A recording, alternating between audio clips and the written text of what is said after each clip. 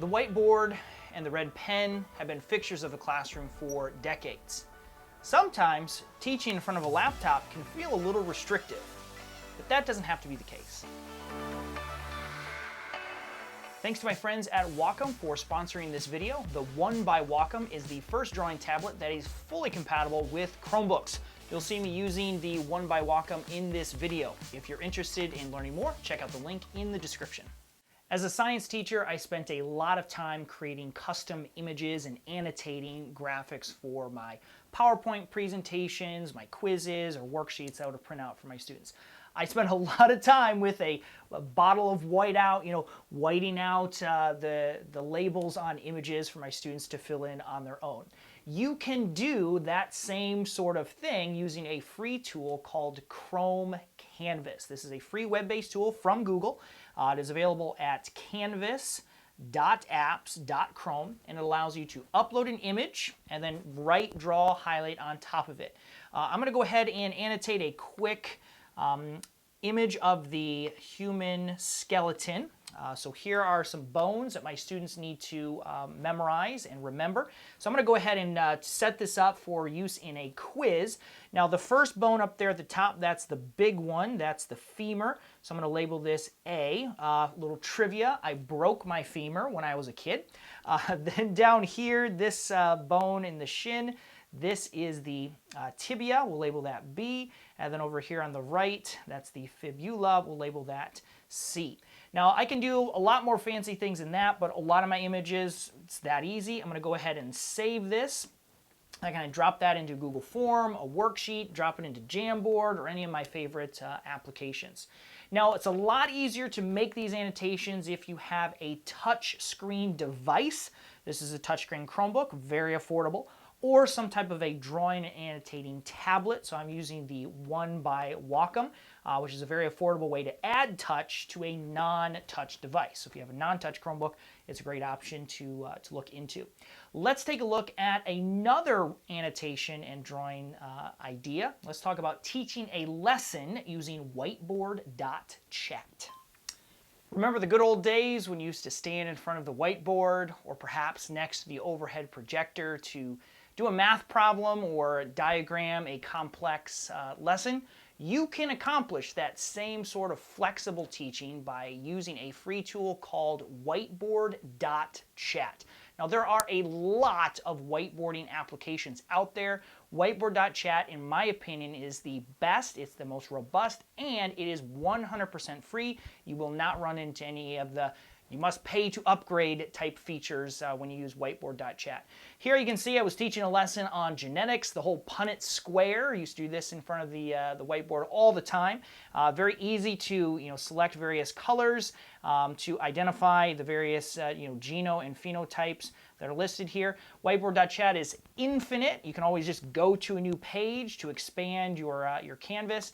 If you teach elementary, you might be doing fractions. You can do a little diagram and fill in 2/3, 3/5, things like that. If you teach math, whiteboard.chat is brilliant. Perhaps we're going to graph an equation, so we'll remind our students of the equation y equals mx plus b. And whiteboard.chat has a really cool feature called grids that allow you to basically put a background on your canvas. So let's go ahead and do the coordinate plane background. There's all kinds of customization you can offer here. We'll make it a little bit darker so we can see it. And now we can plot and graph our equation.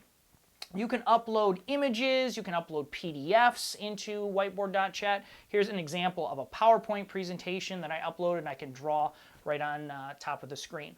Now, how do you record this? How do you share this with your students? There's a couple different ways. I like to use Screencastify. I'm actually using it right now to record this, record my lesson, and then I can post that to Google Classroom for students to watch on their own. Or you can share your screen if you're teaching through Google Meet or Zoom, and students can observe and watch you in real time as you annotate and teach live for a virtual lesson. There are so many features inside of whiteboard.chat. I'll probably have to do a whole video just on this tool because it is so cool. But if you want to teach a lesson and draw and annotate as if you were in front of a whiteboard, whiteboard.chat is hands down the one that I would recommend. All right, one more thing we need to look at. Let's talk about grading student work. Now, a lot of teachers prefer to grade student assignments on paper with a pen. And I get it, it is a little bit simpler to do that at times.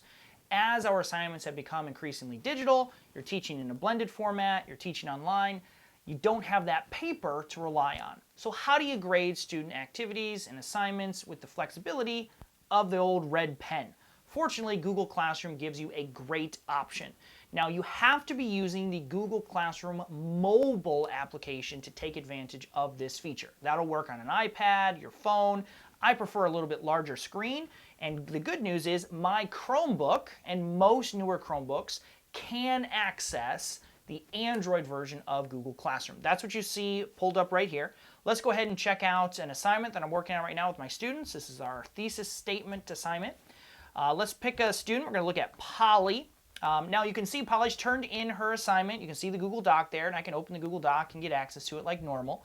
But because this is the mobile app, I will also get this little pencil icon, and when I click on that, it allows me to annotate and draw right on top of Polly's assignment. And I've already made a few corrections for Polly to look at. You can see those here. We can, annotate using different colors and line thicknesses. You can type. There's a highlighter tool. There's an eraser. A lot of great things that you can utilize to kind of combine the flexibility of paper and pen with the simplicity and the collaborative aspect of technology.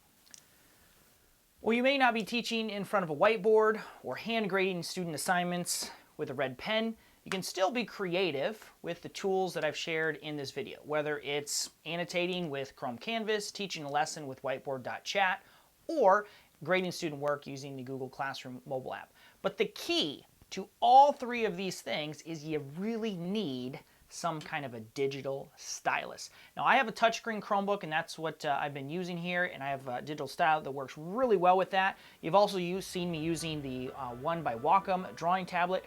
Both of these are great solutions. I'm going to provide you with links to two videos. The first is going to help you figure out which digital stylus is going to work best for you, and the second will give you a more in-depth look at the one by Wacom and what you can do with it.